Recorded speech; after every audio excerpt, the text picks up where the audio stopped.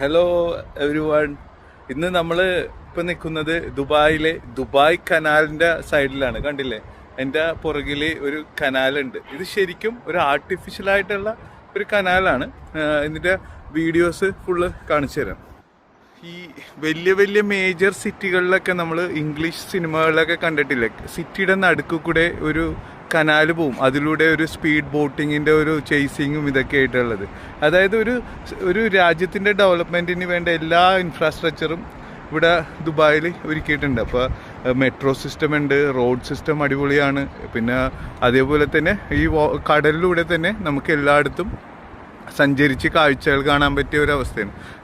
ഇതാണ് Dubai canal. ഇന്നലെ ഈ വീഡിയോന് ഞാൻ ഈ ബിൽഡിംഗ് ആയിരുന്നു, കെർവ്ഡ് ആർക്കിടെക്ചർ ആയിട്ടുള്ള ബിൽഡിംഗ് കണ്ട, ഒരു സ്പെഷ്യൽ ആർക്കിടെക്ചറാണ് ഈ കാണുന്നത്. അപ്പോൾ ഈ ദുബായ് കനാൽ ഇങ്ങനെ കിടക്കുക, കുറേ കിലോമീറ്ററുകളോളം ഉണ്ട്. അപ്പോൾ ഈ കനാലിൻ്റെ രണ്ട് സൈഡിലും നല്ല നല്ല ഹൈ റൈസ് ബിൽഡിങ്ങുകളും നല്ല ബ്യൂട്ടിഫുൾ ആയിട്ടുള്ള ബിൽഡിങ്ങുകളൊക്കെ. അപ്പോൾ വൈകുന്നേരം ആകുമ്പോൾ നമുക്ക്, വൈകുന്നേരം അല്ല, ഫുൾ ടൈം ഇവിടെ ഗവൺമെൻറ്റിൻ്റെ ബോട്ട് സർവീസ് ഉണ്ട്, റോഡ്സ് ആൻഡ് സർവീസിൻ്റെ ബോട്ട് സർവീസ്. അതിന് ചെറിയ പൈസയേ ഉള്ളൂ. അതുകൂടാണ്ട് നമുക്ക് വേണമെങ്കിൽ പ്രൈവറ്റ് ആയിട്ടുള്ള ബോട്ടുകൾ വിളിക്കാം.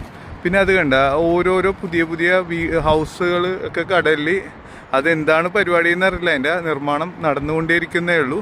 അപ്പോൾ ഇതിലെ സൈക്ലിംഗ് ട്രാക്ക്, ആൾക്കാർക്ക് ജോഗ് ചെയ്യാൻ പറ്റിയ സ്ഥലം. അപ്പോൾ ഈ ഏരിയയാണ് നമ്മുടെ ദുബായ് കനാൽ എന്ന് പറയുന്നത്. അപ്പോൾ ദുബായ് വിസിറ്റ് ചെയ്യുന്ന ആരെങ്കിലും ഉണ്ടെങ്കിലൊക്കെ ദുബായിൽ വന്നു കഴിഞ്ഞാൽ ഈ ദുബായ് കനാലിലൂടെയുള്ള ബോട്ടിൻ്റെ യാത്രയെന്ന് പറഞ്ഞാൽ ദുബായിയുടെ ഒരു കംപ്ലീറ്റ് ഈ കുറേ ഏരിയയുടെ നല്ല കാഴ്ചകൾ കാണാൻ പറ്റിയ ഒരു ഇതായിരിക്കുള്ളൂ. അപ്പോൾ വൈകുന്നേരങ്ങളിലൊക്കെ ഭയങ്കര ഭംഗിയായിരിക്കും ഇവിടെ, കംപ്ലീറ്റ് ലൈറ്റിങ്ങും ഇതൊക്കെയാണ്. അപ്പോൾ നമ്മളെന്തായാലും ഇതിൻ്റെയൊക്കെ ഡീറ്റെയിൽ ആയിട്ടുള്ള ഓരോ ഏരിയയിലോട്ട് പോകുന്നതായിരിക്കും. ദൂരെ നിന്നൊരു ബോട്ട് വരുന്നുണ്ട്, കാണാൻ പറ്റുമോ?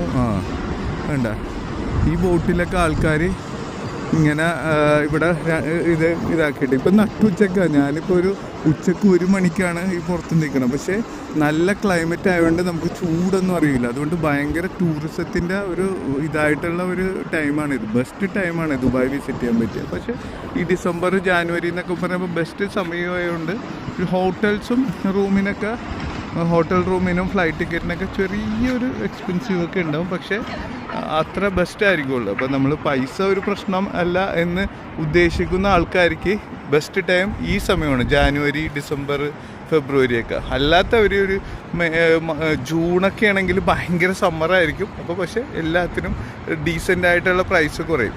ഓക്കെ ഗായ്സ്, അപ്പോൾ എന്തായാലും ശരി, എന്നാൽ നമുക്ക് അടുത്ത വീഡിയോയിൽ ഫുള്ള് കവർ ചെയ്യാം.